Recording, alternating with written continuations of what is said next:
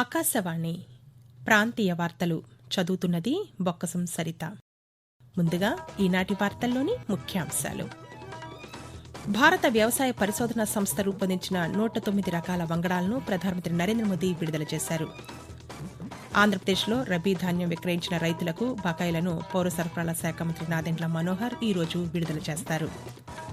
రహదారి ప్రమాదాల నివారణ చర్యలపై ఆంధ్రప్రదేశ్ ప్రభుత్వం ప్రత్యేక దృష్టి సారించిందని రాష్ట రవాణా శాఖ మంత్రి రాంప్రసాద్ రెడ్డి పేర్కొన్నారు.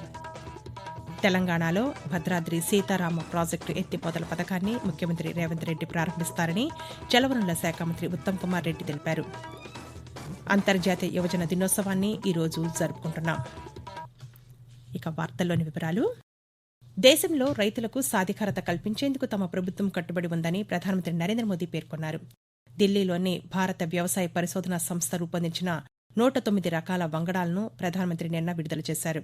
ఈ సందర్భంగా రైతులు, శాస్త్రవేత్తలతో ప్రధానమంత్రి సంభాషించారు. అన్ని వాతావరణ పరిస్థితులను తట్టుకుని అధిక దిగుబడినిచ్చే జీవశక్తితో కూడిన 109 రకాల వంగడాలను విడుదల చేశామని చెప్పారు. వ్యవసాయ రంగంలో మెరుగైన ఆధునిక పద్దతులు పాటించాల్సిన అవసరం ఉందని అభిప్రాయం వ్యక్తం చేశారు. ఈ నూతన వంగడాల వలన వ్యవసాయ ఖర్చులు తగ్గుతాయని, పర్యావరణానికి హితంగా కూడా ఉంటాయని పేర్కొన్నారు. ఈ కొత్త పంట రకాలను అభివృద్ది చేసినందుకు శాస్త్రవేత్తలను నరేంద్ర మోదీ ప్రశంసించారు. నిరుపయోగంగా ఉన్న పంటలను ఉపయోగంలోనికి తీసుకురావాలని ఆయన చేసిన సూచనలకు అనుగుణంగా పనిచేస్తున్నామని శాస్త్రవేత్తలు ఈ సందర్భంగా తెలిపారు. ఆంధ్రప్రదేశ్లో గత రబీలో ధాన్యం విక్రయించిన రైతులకు 674.47 కోట్ల రూపాయల బకాయిలను రాష్ట పౌర సరఫరాల శాఖ మంత్రి నాదెండ్ల మనోహర్ ఈరోజు విడుదల చేస్తారు. ఇప్పటికే గత నెలలో 49,350 మందికి 1,000 కోట్ల రూపాయలను విడుదల చేసింది. మిగిలిన 35,374 మందికి 67,447 కోట్ల రూపాయల బకాయిలను తాజాగా విడుదల చేయాలని ఆంధ్రప్రదేశ్ ప్రభుత్వం నిర్ణయించిందని ఏలూరులో నిర్వహించే కార్యక్రమంలో మంత్రి పాల్గొని రైతులకు చెక్కులు పంపిణీ చేయనున్నారని అధికారులు తెలిపారు. రహదారి ప్రమాదాల నివారణకు అవగాహన కల్పించడానికి స్వచ్ఛంద సంస్థలు ముందుకు రావాలని ఆంధ్రప్రదేశ్ రవాణా శాఖ మంత్రి మండిపల్లి రాంప్రసాద్ రెడ్డి పిలుపునిచ్చారు. విజయవాడలోని క్యాంపు కార్యాలయంలో రోడ్డు సేఫ్టీ స్వచ్ఛంద సంస్థ రూపొందించిన రహదారి భద్రతా గోడ పత్రికలను నిన్న ఆయన ఆవిష్కరించారు. అనంతరం మంత్రి మాట్లాడుతూ రోడ్డు ప్రమాదాల నివారణ చర్యలపై ప్రత్యేక దృష్టి సారించామన్నారు. రహదారి ప్రమాదాలు జరిగే ప్రాంతాల్లో స్పీడ్ బ్రేకర్లు, కల్వర్టర్లు, రేడియం స్టిక్కర్లు, సూచిక బోర్డులు ఏర్పాటు చేస్తున్నామని చెప్పారు. మద్యం సేవించి వాహనాలు నడపకూడదని, హెల్మెట్ ధరించడంతో పాటు నిబంధనలు పాటించాలని మంత్రి కోరారు. స్వాతంత్ర్యోద్యమ యోధులకు నివాళిగా ప్రతి ఇంటిపై త్రివర్ణ పతాకం ఎగురవేయాలని భారతీయ జనతా పార్టీ ఆంధ్రప్రదేశ్ అధ్యక్షురాలు దగ్గుపాటి పురంధరేశ్వరి పిలుపునిచ్చారు. నిన్న ఆమె మాట్లాడుతూ ముందు తరాల వారు స్వాతంత్ర్యోద్యమంలో పాల్గొని ఎన్నో త్యాగాలు చేసి దేశానికి స్వాతంత్రాన్ని అందించారన్నారు. భావితరాల్లో జాతీయవాదం పెంపొందించడానికి ప్రధానమంత్రి నరేంద్ర మోదీ హర్ఘర్ తిరంగా కార్యక్రమాన్ని నిర్వహిస్తున్నట్లు తెలుపుతూ, మన ముందు తరాల వారు స్వాతంత్ర్యోద్యమంలో పాల్గొని ఎన్నో త్యాగాలు చేసి మన దేశానికి స్వాతంత్రాన్ని అందించారు. ఇవాళ ఆ స్వాతంత్ర సమరయోధులకు నిజమైన నివాళిగా రేపు ఆగస్టు 15 స్వాతంత్ర దినోత్సవాన్ని పురస్కరించుకుని మన ఇళ్ల మీద మనమందరం మన జాతీయ పతాకాన్ని ఆవిష్కరించుకున్నాం. మన భావితరాల వారిలో సైతం జాతీయ భావాన్ని పెంపొందించుకోవడానికి, మన ముందు తరాల వారు మనకి అందించినటువంటి స్వాతంత్రాన్ని, ఐకమత్యాన్ని పరిరక్షించుకోవడానికి మన పిల్లల చేత త్రివర్ణ పతాకాన్ని ఆవిష్కరించుకున్నాం. తెలంగాణలో భద్రాద్రి సీతారామ ప్రాజెక్టు ఎత్తిపోతల పథకాన్ని ముఖ్యమంత్రి రేవంత్ రెడ్డి ప్రారంభిస్తారని రాష్ట జలవనరుల శాఖ మంత్రి ఉత్తమ్ కుమార్ రెడ్డి తెలిపారు. నిన్న సీతారామ ప్రాజెక్టు పంప్ హౌస్ 2 పనులను మంత్రులు తుమ్మల నాగేశ్వరరావు, పొంగులేటి శ్రీనివాసరెడ్డిలతో కలిసి మంత్రి పరిశీలించారు. అనంతరం పంప్ హౌస్ ట్రయల్ రన్ను ప్రారంభించారు.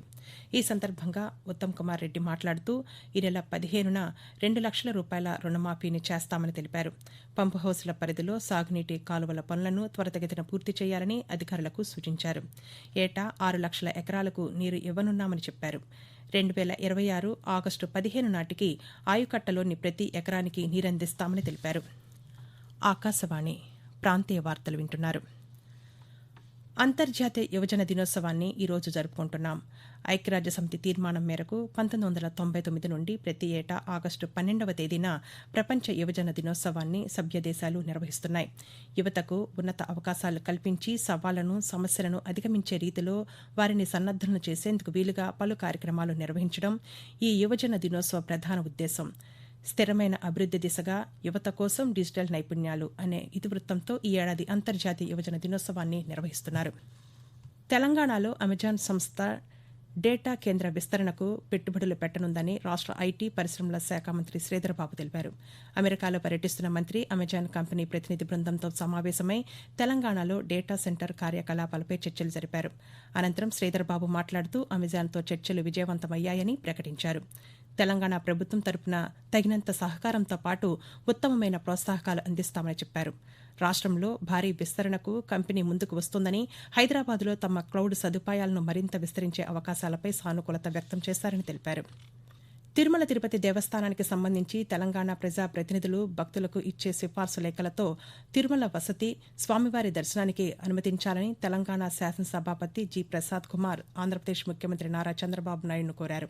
నిన్న హైదరాబాద్లో ముఖ్యమంత్రి చంద్రబాబును కలిసి ఈ మేరకు లేఖ అందజేశారు. దీనిపై ఆంధ్రప్రదేశ్ ముఖ్యమంత్రి సానుకూలంగా స్పందించారని తెలిపారు. తుంగభద్ర జలాశయంలో గేటు కొట్టుకుపోయిన ప్రదేశాన్ని ఆంధ్రప్రదేశ్లోని అనంతపురం జిల్లా రాయదుర్గం శాసనసభ్యులు కాలువ శ్రీనివాసులు, కర్ణాటక ఉప ముఖ్యమంత్రి డీకే శివకుమార్తో కలిసి పరిశీలించారు. ఈ సందర్భంగా ఆయన మాట్లాడుతూ కర్ణాటకలోని బళ్లారి, రాయచూరు, కొప్పల, గదగ్ జిల్లాలతో పాటు ఆంధ్రప్రదేశ్లోని అనంతపురం, కడప, కర్నూలు జిల్లాలకు తుంగభద్ర జలాశయం వరప్రధానంగా ఉందన్నారు. గేటు కొట్టుకుపోవడంపై తుంగభద్ర ప్రాజెక్టు అధికారులు విచారణ చేస్తున్నారని తెలిపారు. కేంద్ర ప్రభుత్వం, ఆంధ్రప్రదేశ్, కర్ణాటక రాష్ట్రాలు ఇప్పటికే స్పందించాయని, గేట్ల మరమ్మతుకు సంబంధించి ముఖ్యమంత్రి చంద్రబాబు అధికారులకు స్పష్టమైన ఆదేశాలిచ్చారన్నారు. సాంకేతిక నిపుణుల పర్యవేక్షణలో 4x4 అడుగుల గేట్లు ఏర్పాటు చేయాలని సూచించినట్లు తెలిపారు. ప్యారిస్ ఒలింపిక్స్ 2024 క్రీడల పోటీలు విజయవంతంగా ముగిశాయి. ఈ పోటీల్లో అమెరికా 40 స్వర్ణాలు, 44 రజతాలు, 42 కాంస్య పతకాలతో మొదటి స్థానంలో నిలిచింది. చైనా 2వ స్థానంలో, ఆస్ట్రేలియా 3వ స్థానంలో నిలిచాయి. భారత క్రీడాకారులు ఈ ఒలింపిక్స్లో 1 రజతం, 5 కాంస్యాలతో మొత్తం 6 పతకాలను సాధించారు. ఈ ముగింపు వేడుకల్లో భారత బృందానికి పిఆర్ శ్రీజేష్, మను బాకర్లు నాయకత్వం వహించారు. విశ్వ క్రీడలకు ఆతిథ్యమిచ్చిన ప్యారిస్ నుండి 2028లో 3వసారి ఆతిథ్యం ఇవ్వనున్న అమెరికాలోని లాస్ ఏంజల్స్ ఒలింపిక్స్ పతకాన్ని అందుకుంది. కేంద్ర ప్రభుత్వం ప్రవేశపెట్టిన 3 నూతన నేర న్యాయ చట్టాలపై భారతీయ న్యాయ సంహిత, భారతీయ నాగరిక సురక్షా సంహిత, భారతీయ సాక్ష్య అధినియం దేశవ్యాప్తంగా అమల్లోనికి వచ్చాయి. ప్రతి ఒక్కరికి సమర్థవంతమైన న్యాయ వ్యవస్థను అందుబాటులోకి తీసుకువచ్చే లక్ష్యంతో ఈ చట్టాలను కేంద్రం రూపొందించింది. దేశ న్యాయ వ్యవస్థను మరింత పరిపుష్టం చేయడంతో పాటు భారతదేశ సార్వభౌమత్వం, ఐక్యత, సమగ్రతకు ఈ 3 చట్టాలు దోహదపడతాయని కేంద్ర ప్రభుత్వం తెలిపింది. ఈ నూతన నేర చట్టాల ఆవశ్యకత గురించి తెలియజేస్తూ ఆకాశవాణి విశాఖపట్నం ప్రాంతీయ వార్తా విభాగం రూపొందించిన నూతన నేర చట్టాలపై ప్రత్యేక కార్యక్రమం ఈరోజు ఉదయం 10 గంటలకు ప్రసారమవుతుంది. స్వాతంత్ర్య దినోత్సవాన్ని పురస్కరించుకుని ప్రయాణికుల రద్దీ దృష్ట్యా దక్షిణ మధ్య రైల్వే ప్రత్యేక రైళ్లను నడపనుంది. నాదెండు నుండి శ్రీకాకుళం రోడ్డు వరకు 2 ప్రత్యేక రైళ్లను నడపనున్నట్లు ఓ ప్రకటనలో వెల్లడించింది. ఈ నెల 14న నాదెండు శ్రీకాకుళం రోడ్డు మధ్య ప్రత్యేక రైలు నాదెండ్లో బయలుదేరి శ్రీకాకుళం రోడ్డుకు చేరుకోనుంది. అలాగే ఈ ప్రత్యేక రైలు బాసరా, నిజామాబాద్, కామారెడ్డి, సికింద్రాబాద్, నల్గొండ, మిర్యాలగూడ, పిడుగురాళ్ల, సత్తెనపల్లి, గుంటూరు, విజయవాడ, ఏలూరు, తాడేపల్లిగూడెం, నిడదవోలు, రాజమండ్రి, సామర్లకోట, అన్నవరం, అనకాపల్లి, దువ్వాడ, సింహాచలం, నార్త్ పెందుర్తి, విజయనగరం, చీపురుపల్లి స్టేషన్లో ఆగుతాయని పేర్కొంది. వార్తలు ముగించే ముందు ముఖ్యాంశాలు మరోసారి. భారత వ్యవసాయ పరిశోధన సంస్థ రూపొందించిన 109 రకాల వంగడాలను ప్రధానమంత్రి నరేంద్ర మోదీ విడుదల చేశారు.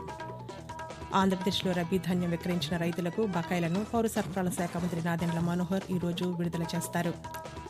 రహదారి ప్రమాదాల నివారణ చర్యలపై ఆంధ్రప్రదేశ్ ప్రభుత్వం ప్రత్యేక దృష్టి సారించిందని రాష్ట్ర రవాణా శాఖ మంత్రి రాంప్రసాద్ రెడ్డి పేర్కొన్నారు. తెలంగాణలో భద్రాద్రి సీతారామ ప్రాజెక్టు ఎత్తిపోతల పథకాన్ని ముఖ్యమంత్రి రేవంత్ రెడ్డి ప్రారంభిస్తారని జలవనరుల శాఖ మంత్రి ఉత్తమ్ కుమార్ రెడ్డి తెలిపారు. అంతర్జాతీయ యువజన దినోత్సవాన్ని ఈరోజు జరుపుకుంటున్నాం. ఆకాశవాణి ప్రాంతీయ వార్తలు ఇంతటితో సమాప్తం.